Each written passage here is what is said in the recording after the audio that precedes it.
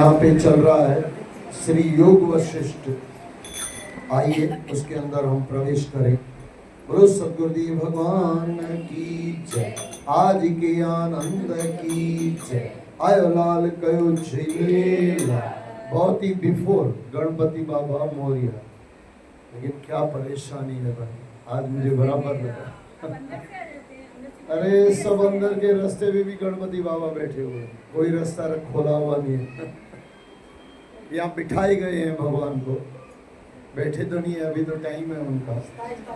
हाँ, लेकिन बोलो सद्गुरुदेव भगवान की जय। देश है भाई।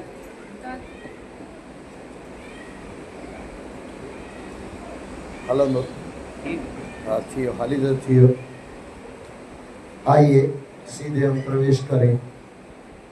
हे देवी, जब इस प्रकार राजा ने मुझसे कहा तब मैं विमान और अपरशा आदि सबको लेकर स्वर्ग को गया और संपूर्ण वृत्तांत इंद्र से कहा।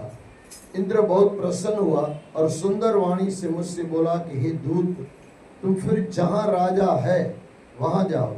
वह संसार से उपराम हुआ है, उसको अब आत्मपद की इच्छा हुई है। ब्रह्मदर्शनी में भी आता है आत्मपद, और जब तक आत्मपद नहीं मिला तब तक इंसान दुखी ही है, निराश ही है, अशांति है। आत्मपद यानी खुद से खुद की पहचान, और ये अतिशय जरूरी है। एक बार खुद से खुद की पहचान हो जाए फिर संसार में आनंद ही आनंद है। बाकी तो नानक दुखिया सब संसार। और आत्मपद मिलता कहाँ से है? अंदर से। जाना है अंदर, इसलिए आत्मपद की इच्छा हुई। इसलिए तुम उसको अपने साथ वाल्मीकि जी के पास, श्री वाल्मीकि जी के पास, जिसने आत्म तत्व को आत्मकार जाना है, आत्म तत्व को आत्माकार जाना है, ले जाकर मेरा यह संदेश देना कि महर्षि इस राजा को तत्व बोध का उपदेश करना, क्योंकि यह बोध का अधिकारी है। इसको स्वर्ग तथा और पदार्थों की भी इच्छा नहीं। इससे तुम इसको तत्वबोध का उपदेश करो और यह तत्वबोध को पाकर संसार दुख से मुक्त हो। देखो, दो चीजें साथ में कही गई। संसार दुख कब निवृत्ति होगी? जब तत्वबोध होगा। तत्वबोध यानी खुद से खुद की पहचान, वही वाली बात। और काफी बार मैंने आपको कहा है, आत्म साक्षात्कार मंजिल है, लेकिन उसका रास्ता कौन सा है? आत्मनिरीक्षण, मैं कैसा हूँ। अब कहीं भी जाते हो तो आपकी गाड़ी की स्पीड के हिसाब से आप पहुंचोगे, और बहुत ज़्यादा स्पीड है तो फिर और कहीं पहुंच जाओगे, सीधा ऊपर। हाँ, ये भी है आपकी स्पीड। अच्छा, ये भी थोड़ा ध्यान देना, आप जो भी स्पीड में गाड़ी चलाते हो सबकी अलग अलग होती है, लेकिन उससे अगर आपने ज़्यादा स्पीड ले ली तो आपका मन अंदर से विचलित हो जाएगा। अब करके देख लेना, ये तो काफ़ी बार मेरे से होता है। जब आप बहुत कहीं स्पीड में जा रहे हो तो अंदर से आता है, भाई धीरे चल और कहीं ना पहुंच जाए। ये अंदर कौन बोध देता है? अगर बुद्ध भगवान को समझो तब अपदीपो भव, वहाँ पे आत्मा बार बार संकेत देती है। किसको संकेत देती है? मन को, बुद्धि को, चित्त को, अहंकार को। ये थोड़ा समझ के रखना। सबसे दोस्त किसी को बढ़िया बनाना हो ना, खुद के दोस्त खुद बन जाओ। और आपको याद हो तो 4 नियम जो बार बार मैं ग्रंथों से निकाल के आपको देता हूँ। जवाबदारी पूरी करो, अधिकार छोड़ो, कुछ दान पुण्य करो, और चौथा जो मेरी पसंद है, एकांतवास। अपने दोस्त अब आप बनो, क्योंकि अपने दोस्त आप नहीं बने तो जाओगे कैसे भाई? संसार छोड़ के अपने दोस्त होंगे तो जा पाओगे, और अपने दोस्त नहीं हो तो फिर पुनरपि जनरम चलता रहेगा ही। जहां हम फंसे हैं वापस वहां पे आना पड़ेगा, क्योंकि इच्छा लेके आएगी। इच्छा इलाही खतरनाक है, बहुत खतरनाक है। इच्छा दुख की जननी है, लेकिन जितना बड़ी इच्छा उतना बड़ा दुख। ऐसे समझ लो 100 बरस की माता है तो बेटा कोई 20 बरस का थोड़ी होगा, पॉसिबल ही नहीं। जितनी इच्छा बड़ी, जितनी माँ इच्छा बड़ी, उतना दुख आपका बड़ा। सीधा और सिंपल गणित है। आपके जीवन में दो चीजें हैं, आप कभी खुद को बैठ के निरीक्षण करो। आप जरूरतों में चलते हो कि इच्छाओं में चलते हो? जरूरतों में चलते हो तो इतना कोई दुख नहीं होता, और इच्छाओं में चलते हो तो आपको कोई दुख से बचा नहीं सकता, क्योंकि इच्छा तो कभी पूरी होती नहीं है। कितनी लंबी लंबी इच्छाएं हो जाती है, और इच्छा खतरनाक है। एक इच्छा पूरी होती है, उसमें से 10 दूसरी आ जाती है। एक संत के पास कोई माता गई, बोले बाबा पोता नहीं है, पोता आ जाए। बोले माता पोता आ जाएगा फिर कुछ नहीं मांगेगी? माता थोड़ा रुकी कि क्या बोलूं। फिर बोलेगी भाई मैं ऐसे कैसे जल्दी मरूं, पोते का थोड़ा खेल कूद देख के जाऊं। हाँ होता है। अच्छा फिर थोड़ा 10-15 बरस का हो गया तो फिर इसने 10 बरस और लंबा देगी, जब तक ये शादी नहीं करेगा, है ना जी, शादी जिसी पो मरा। हाँ तब उसका फिर बच्चा देखे, पर पोता देखे। यही तो चक्रव्यूह है, यही तो अभिमन्यु का चक्रव्यूह था, और कौन सा है? यही अभिमन्यु का चक्रव्यूह है। और भगवान ने करे परपोता भी आ गया, मैं तो कहता हूं नहीं आना चाहिए। परपोता भी आ गया तो फिर तो और आगे गाड़ी चलेगी, फिर 5-10-15 बरस और लंबा हो जाएगा। इसलिए इच्छा और जरूरत आप चेक करो, आपकी जो रिक्वायरमेंट है बस उसको समझ के चलो। इच्छा तो न राम की पूरी हुई न कृष्ण की पूरी हुई। आप बोलोगे भगवानों के लिए ऐसे बोलते हो? हाँ सच्ची है। कृष्ण भगवान सोचता था ये पागल दुर्योधन सुधर जाए तो मुझे महाभारत कराना नहीं है, सीधी सी बात है। और रावण के लिए भी राम कहता था ये मेरी बीवी मुझे वापस दे दे, मुझे इसको मारना थोड़ी है। और कहा भी था, बुलावा भेजा भी था कि मेरी धर्मपत्नी दे दो, मुझे आपसे झगड़ा नहीं करना, मैं तो अपनी मस्ती में मस्त हूँ। लेकिन कहाँ रावण माना। अब राम से अगर रावण नहीं मानता है, और कृष्ण भगवान जैसा भगवान उससे अगर दुर्योधन नहीं मानता है, कंस नहीं मानता है, अरे भगवान शंकर बाबा जी पीछे बैठे, सती माता को समझाने गए, सती समझ पाई क्या? हमारे मुरारी बाबू तो कहते हैं कि शंकर भगवान की अगर बीवी नहीं मानती है तो आपकी पत्नी नहीं माने या पति नहीं माने तो आप किस खेत की मूली हो भाई? सृष्टि का मालिक है शंकर भगवान, उसकी बीवी सती नहीं मानती है। बस ऐसे समझ लो, ऊपर से ऐसे चलता है, बस उसको चलने दो, ज्यादा छेड़छाड़ मत करो। हुक्म रजाई चलना नाम का लिखा ना। ये थोड़ी मजाक भी है, हकीकत भी है। हकीकत यही है, जो चीज हमारे जीवन में जैसे चल रहा है उसको स्वीकार कर लो, आपकी भक्ति मस्त बढ़ जाएगी। लेकिन उसके अंदर छेड़छाड़ करने जाओगे, अब इसका मतलब ये नहीं कि आपके पास मिलकत नहीं है तो नहीं कमाओ, ऐसा नहीं। लेकिन कमाने में इतने फंस मत जाओ कि आपके सगे संबंधी सब टूटते जाए, आप पैसा कमा रहे हो बाकी सब संबंध टूट रहे हैं, इसका कोई मतलब नहीं। वहां पे ब्रेक होना चाहिए। कमाना भी है कितना, साहेब है इतना दीजिए जामे कुटुंब समाए, मैं भी भूखा ना रहूं साधु न भूखा जाए। और उस आदमी को तत्वबोध जल्दी हो जाता है। तत्वबोध का उपदेश करो और यह तत्वबोध को पाकर संसार दुख से मुक्त हो। जहां तत्वबोध हुआ उसी समय संसार का दुख चला जाता है। हे सुभद्रे, जब इस प्रकार देवराज ने मुझसे कहा तब मैं वहां से चलकर राजा के निकट आया और उससे कहा कि राजन, तुम संसार समुद्र से मोक्ष होने के निमित्त वाल्मीकि जी के पास चलो, वे तुमको उपदेश करेंगे। क्या कहे वाल्मीकि जी के भाई बड़े, क्या गजब के संत थे। जब दुष्ट थे तो 1 नंबर, और जब वाल्मीकि बन गए रत्नाकर डाकू थे, और जब परमात्मा तरफ चले इनके जैसा संत बहुत कम हुए। राम के जन्म से पहले पूरा राम का इतिहास लिख दिया एडवांस में। वाल्मीकि रामायण राम के जन्म से पहले लिखा गया। तुलसीदास ने, बाबा ने तो बाद में लिखा। तुलसीदास तो अभी 400-500 बरस 600 बरस पहले बहुत हो गया। तुलसीदास बाबा जी को इतना टाइम नहीं हुआ, लेकिन वाल्मीकि जी ने रामायण के राम के जन्म से पहले लिखा हुआ है। इंसान चाहे तो कहां कहां पहुंच सकता है। जितने दुष्ट हैं उन्होंने सोचा भी नहीं था कि मैं इतना बड़ा दुष्ट बन जाऊंगा, और जो संत बने उनको पता भी नहीं था कि मैं इतना ऊपर तक पहुंच जाऊंगा। दोनों बातें, और दोनों हमारे जीवन में है।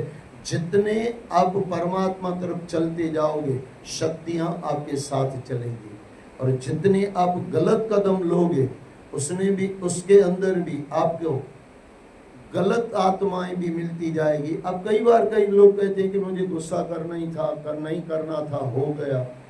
ये आपको दुष्ट आत्माएं साथ देती है।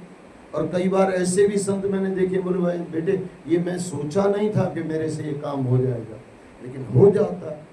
वो आत्माएं टेऊराम साईं जैसी, गुरु नानक जैसी आत्माएं हमको साथ देती है, आगे बढ़ाती है। आप किसका साथ ले रहे हो, खुद को चेक करो। सही साथ है तो तर जाएंगे और मोक्ष पा लेंगे, और गलत साथ है तो खुद का भी नाश होगा और परिवार का भी नाश होगा। वाल्मीकि जी के पास चलो, वे तुमको उपदेश करेंगे। उसको साथ लेकर मैं वाल्मीकि जी के स्थान पर आया और उस स्थान में राजा को बैठा और प्रणाम कर इंद्र को संदेश दिया। तब वाल्मीकि जी ने कहा, हे राजन कुशल तो हैं? राजा बोले, हे भगवान आप परम तत्वज्ञ और वेदांत जानने वाले में श्रेष्ठ हैं। मैं आपके दर्शन करके कृतार्थ हुआ और अब मुझको कुशलता प्राप्त हुई है। देखो, अब कुशलता प्राप्त हुई है, पहले नहीं थी। कुशल यानी सही बुद्धि। सुमति का दान दे, असा सिंधी में गए ना, सुमति जो दान दे मुखे, साईं जो शब्द है पढ़ो। सुमति यानी परमात्मा तरफ चलने वाला रास्ता, और दुर्बुद्धि यानी संसार में फंसने वाला रास्ता। मैं आपके दर्शन करके कृतार्थ हुआ और अब मुझको कुशलता प्राप्त हुई है। मैं आपसे पूछता हूँ कि कृपा करके उत्तर दीजिए कि संसार बंधन से कैसे मुक्त हो। गुरुओं से क्या पूछा जाता है, ये भी देख लो या सुन लो, जीवन में उतार लो। क्या गुरुओं से पूछा जाता है? गुरु ऊपरी सवाल करते हैं, भाई आप कैसे हो, और शिष्य सीधा पूछ रहा है कि जीवन से मुक्त कैसे हो, संसार बंधन से मुक्त कैसे हो। इतना सुन वाल्मीकि जी बोले, हे राजन, महा रामायण औषध तुमसे कहता हूँ। औषध यानी दवा। महा रामायण औषध तुमसे कहता हूँ, उसको सुन के उसका तात्पर्य हृदय में धारने का यत्न करना। यत्न करना हमारा काम है, पूरा करना गुरुओं और परमात्मा का काम है। लेकिन यत्न यानी मेहनत, इच्छा, संकल्प, ये इंसान का काम है, ये शिष्य का काम है। जब तात्पर्य हृदय में धारोगे तब जीवन में होकर विचरोगे। तात्पर्य यानी तत्व को पहचानना है, संसार से मुक्त होना है, जीवन मुक्त होना है। ये पूरा संकल्प करके गुरुओं के चरणों में बैठे होकर विचारोगे। हे राजन वह वशिष्ठ जी और रामचंद्र जी का संवाद है और उसमें मोक्ष का उपाय कहा है। उसको सुनकर जैसे रामचंद्र जी अपने स्वभाव में स्थित हुए और जीवन मुक्त होकर विचरे हैं, वैसे ही तुम भी विचरोगे, यानी संसार में घूमोगे, आनंद लोगे।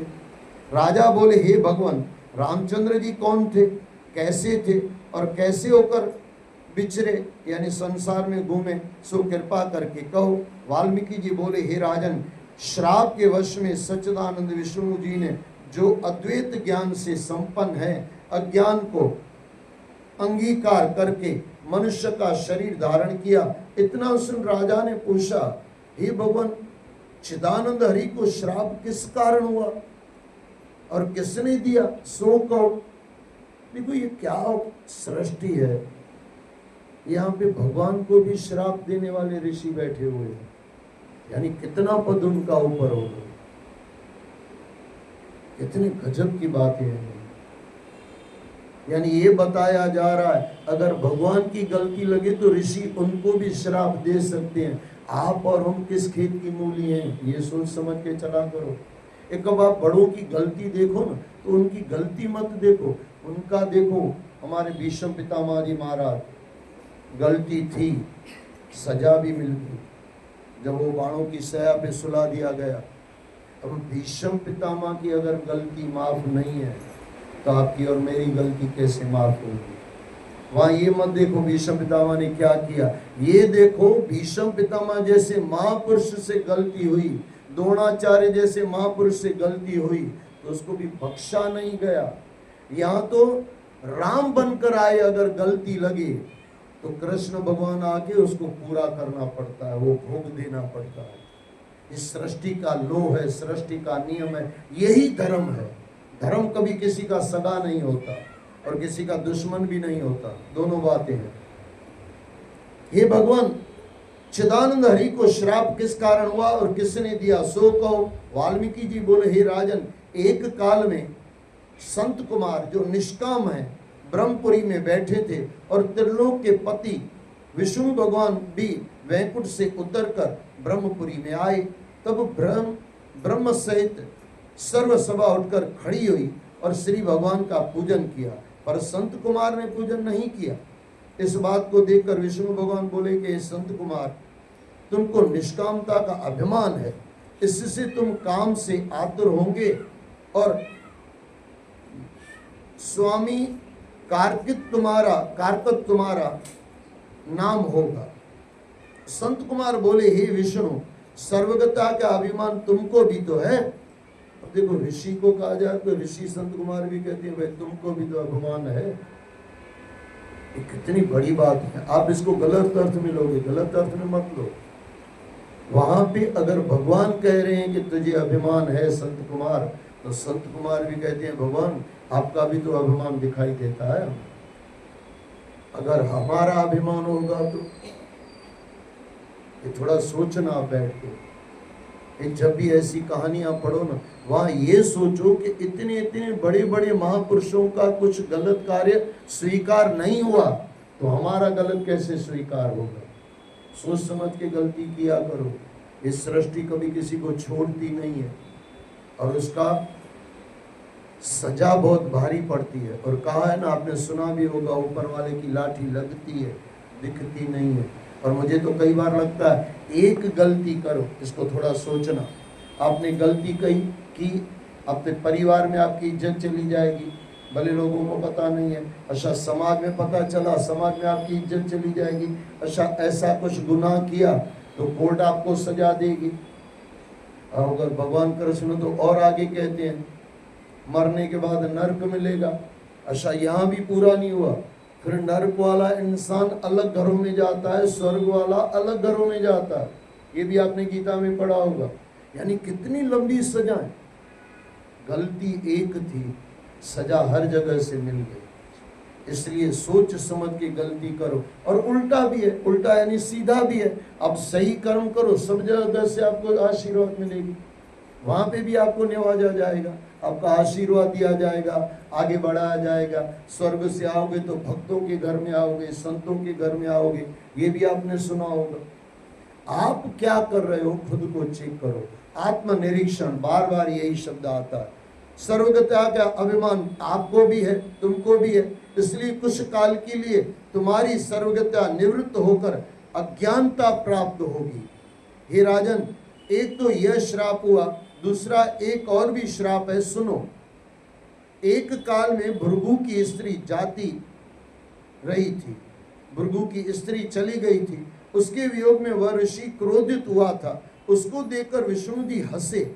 तब भृगु ब्राह्मण ने श्राप दिया कि हे विष्णु, मेरी तुमने हंसी की है, सो मेरी नाई यानी आपकी भी, तुम्हारी भी स्त्री के वियोग से आतुर होंगे, यानी आपकी भी कोई बीवी ले जाएगा। एक बार हंसना अगर विष्णु को भारी पड़ सकता है, हम तो संसार में कितने के दुखों पे हंसते हैं। कभी सोचना इस बात को। और एक दिवस देव शर्मा ब्राह्मण ने नरसिंह भगवान को श्राप दिया था, सो भी सुनिए।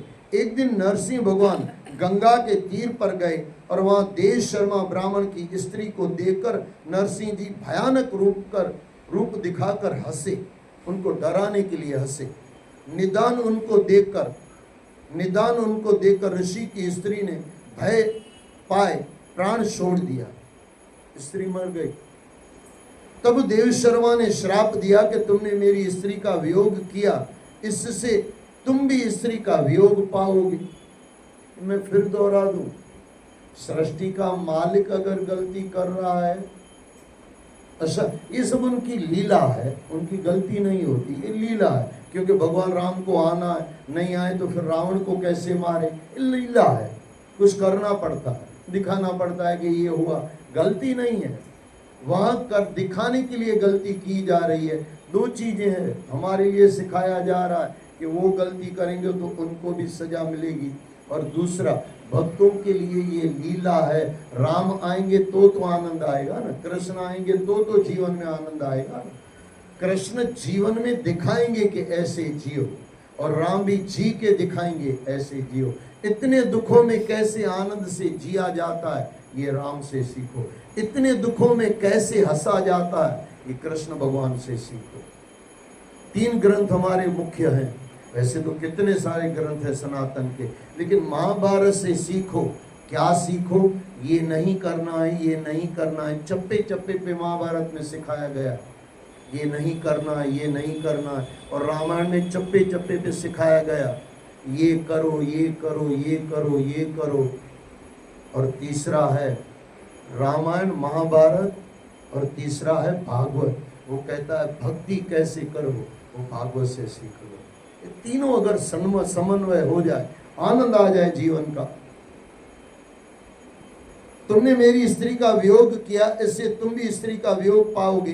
हे राजन, संत कुमार भृगु और देव शर्मा के श्राप से विष्णु भगवान ने मनुष्य का शरीर धारण किया और राजा दशरथ के घर में प्रकट हुए। हे राजन, वह जो शरीर धारण किया और आगे जो वृत्तांत हुआ, सो सावधान होकर सुनो। अनुभवात्मक मेरी आत्मा, जो त्रिलोकी अर्थात स्वर्ग, मृत्यु और पाताल का प्रकाश करता और भीतर बाहर आत्म तत्व से पूर्ण है, वह सर्वात्मा को नमस्कार है। हे राजन, वह शास्त्र जो आरंभ किया है, इसका विषय, प्रयोजन और संबंध क्या है और अधिकारी कौन है, सो सुनो। यह शास्त्र सत्य चित्त आनंद स्वरूप आत्मा को जताता है, और यह तो विषय है परमानंद आत्मा की प्राप्ति और अनात्म अभिमान दुख की निवृत्ति प्रयोजन है। बोलो सद्गुरुदेव भगवान की जय। जय जय श्री राधे, जय जय श्री राधे, जय जय सिया राम, जय जय सिया राम, जय जय सिया राम। हाँ हाँ, तन मन बराबर। वरी शनिवार आ सबनी के पेंजे पेंजे घर पहुंचना, पेंजे पेंजे घर सबनी के पहुंचना। बसंत शुभ मार्ग चले, दुख का होए दर्शन दे